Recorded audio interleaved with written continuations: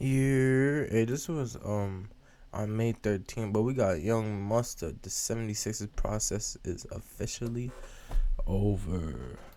About a decade ago, Sam Hinkie decided to start this thing called the process for the Philadelphia 76ers when Yeah. building their team. Essentially, he decided to trade away the assets and tank for years until they could have a solid roster to compete again. And after tanking for years, they actually struck gold in the lottery. They got three first overall picks in that time That's what frame, I'm starting with saying. BW. And along with a lot of other top 5 and top 10 picks, a lot of people came out and said, hey, this process looks like it's working to perfection. But then Ben Simmons and Joel Embiid, they started losing in the first round and in the second round, and they never made it to a conference finals together for a couple of years despite head coaching changes, roster changes, and motivation to Ben Simmons to just shoot the ball. So after they lost to the Atlanta Hawks because Ben Simmons passed out of an open layup when Trae Young was at the rim because he was afraid of shooting free throws in a series that he shot below 40% at the free throw line, Ben Simmons pulled the first of many Ben Simmons type of situations and said, hey, I'm not playing for you guys anymore, trade me. And after a long battle filled with a bunch of nothing because we never saw Ben Simmons actually play, the man's finally got his wish and was traded to the Nets along with Seth Curry, Andre Drummond, and 2 first-round picks in exchange for the former MVP himself, James Harden. And from that day going forward, especially after those first couple of games, people were saying, oh my gosh, is this the next Shaq and Kobe? James Harden is finally the answer that Joel Embiid's been looking for. All the praise you could think of with that duo coming together, I even took a part into it. I really thought they looked scary after the first couple of games, and my goodness, They do I did, look like bro. a fool right now. And I honestly blame myself. Why would I put faith in James Harden to live up to any expectations come postseason time? I mean, I didn't expect them to win a championship, but I also didn't expect them to not only lose to the Miami Heat, but for James Harden to go out in the pathetic disgrace that he went out in last night. Because after they just got creamed in game 5, losing in game Whoa! 5, he went out in last night. Because after they just got creamed in game 5, Creamed in game 5? Bro, what do you mean by that, bro? losing by Huh? 35 Mustard? points, James What do you Harden, mean by the that? man that they traded for because they thought that he could make the shots that Ben Simmons was afraid to take, he decided to pull a Ben Simmons himself, as he only had 11 points along with 9 assists and 4 rebounds, but also had 4 turnovers and only took 9 shots, which includes the second half of him only taking 2 in total, and resulted in him scoring no points in the Pussy, second bro. half. This was truly an embarrassment, honestly, a fat disgrace. And I don't like to put all the blame on one person, and that's not what I'm gonna do here, but there's one person that deserves a bulk of this blame, and that is without a doubt the beard himself, James Harden. But before I get into James Harden, let me talk about the other guys surrounding him because they're not blameless in this. For starters, let's look at ashy voice himself, Doc Rivers. I'm not going to blame Doc to the extent that a lot of people are, because at the end of the day, you can't force James Harden to shoot the ball. You can't force Ben Simmons to shoot the ball. A lot of his failures over the last 2 seasons are He's just not mere wrong, bro. symptoms of his players underperforming, if I'm being quite honest with you. But where I will blame Doc Doc Rivers Rivers is him gets not taking gets the accountability most for his shit, own bro. failures. I mean, it's very obvious that he thinks a lot higher of himself than he actually is. This guy sat there when they were up 3-2 in the series, potentially about to blow a 3-0 lead and become the first team in history to do so. And instead of just saying some cliche bullshit like, hey, we got to close these guys out in 6, he sat there and made excuses for his postseason losses, blowing 3-1 leads not once, not twice, but on 3 different Oh occasions. my And talk god. about a lack of self-awareness. I'm not saying his players didn't fold in a lot of those moments, but bro, you're the only one to not only do it twice, but do it 3 different times.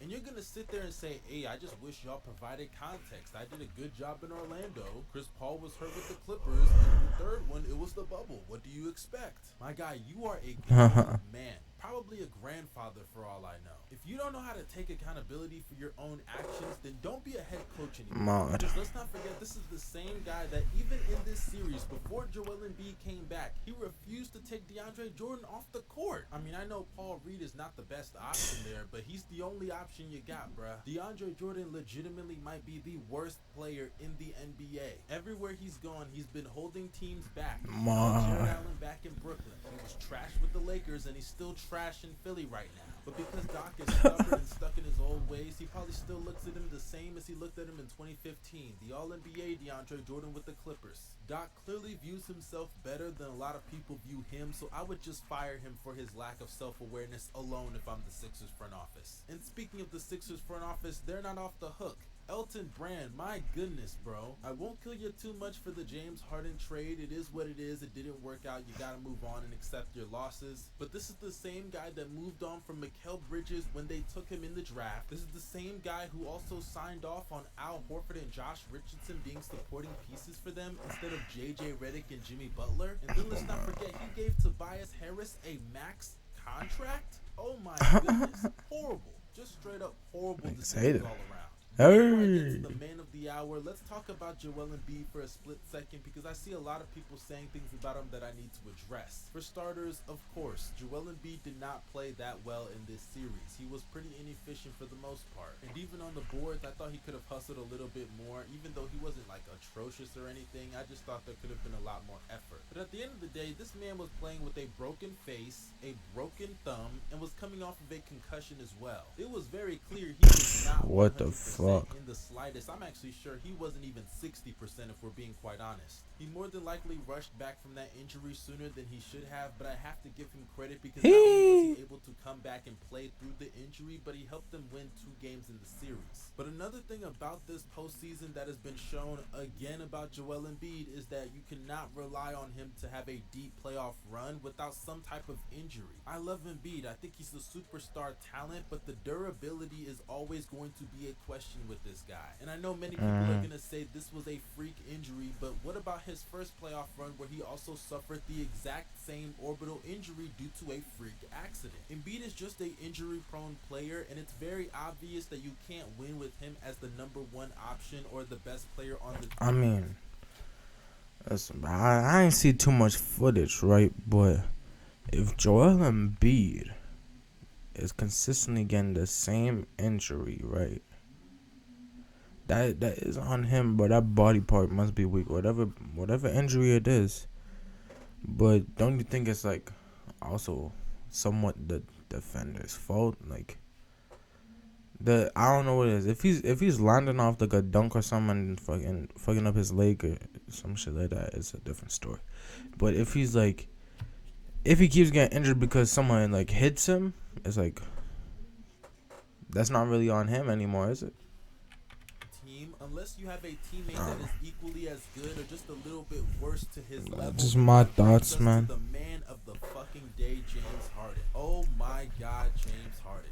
You are trash. Like, honestly, you stink, you smell, and I hope I don't see you in a Sixers uniform again, but I know I'm going to have to. I mean, talk about going out like a loser. This is just another game you can add on to James Harden's resume where he was supposed to show up in an elimination game, closeout game, whatever it is. Niggas on his shit, bro. He did it in OKC as a 6-man. He did it for multiple years in Houston. He did it last year with the Nets, but we gave him the excuse of his injury, and now this year, what's the excuse again? Is he still hurt? Because this must be the worst hamstring injury in the history of hamstring injuries. I truly am sick and tired of this fat bearded motherfucker getting all the excuses in the world. This man has played with some all-time great players in their primes and has failed to make the finals ever since he played with the young Kevin Durant and Russell Westbrook over 10 years ago. At a certain point in time, you can't just keep pointing the finger at everybody else around him. Now, I'm not here to say that this hamstring injury was not a serious injury that affected him. Obviously, it did. Before the hamstring injury, he was probably on pace to win his second MVP award. Then post-hamstring injury, the guy wasn't even looking like an all-star at a certain point. But let's not forget, James Harden put a lot of this pressure on himself.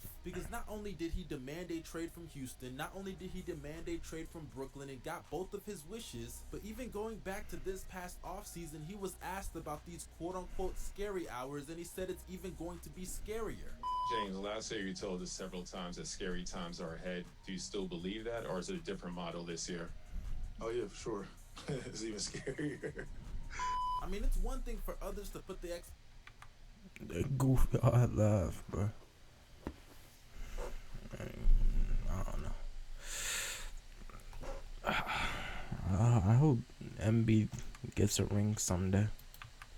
expectations on you, but when you put the expectations on yourself, I don't want to hear anything about some hamstring injury that happened over a year ago. And it's crazy to me that these same people that are saying James Harden has to get healthy first are always the same people hyping him up whenever he drops 30 points. They got no problem clowning people that called him washed after he dropped 30 against the Heat in Game 4, right? Well, if you don't think that James Harden at the bare minimum has lost a step, then why can't he beat niggas like Victor Oladipo off the dribble? Why can't this nigga pass out of double teams anymore? Why can't this nigga break down defenses? And then on top of that, this man isn't even going out there showing effort. That Heat performance in Game 6 was one of the most pathetic things I've ever seen, because it wasn't just about the fact that he was aggressive. It wasn't just about the fact that he was getting out hustled. I really It was missed about the that. fact that he looked like he did not genuinely care about the game. And I hate to say things like that about players because we don't know what they're going through mentally, physically, emotionally, whatever. But from what I saw in that game, there were only a couple of players who wanted it for the Philadelphia 76ers, and James Harden was not among those guys. And as far as the future of this team, I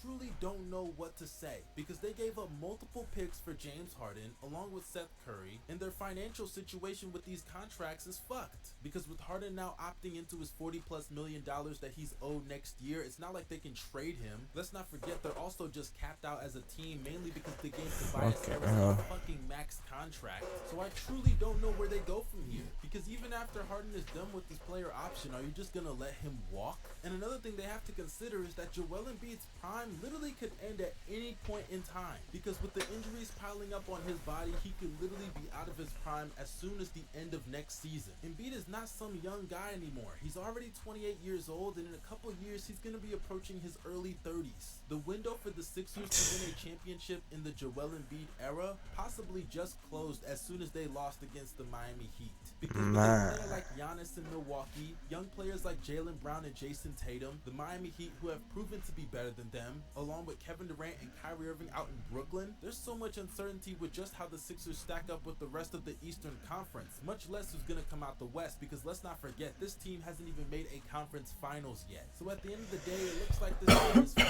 I don't know. It's looking bad, bro. I'm not gonna lie. Looks like a failed experiment, mainly because James Harden is just not that good. But if you disagree with me, let me know down below in the comment section. Also, do not forget to drop a like, subscribe to the channel, and press that bell for post notifications. He didn't really say anything wrong, to be honest, nigga. It's kind of spooky for him, bro. It's kind of spooky for him. That's all it is, man. I really don't know what the 76ers could do, bro. I just want to see Giannis or Westbrook win, though. Mainly Westbrook. I want to see him get a championship. But if Giannis wins again, I won't complain.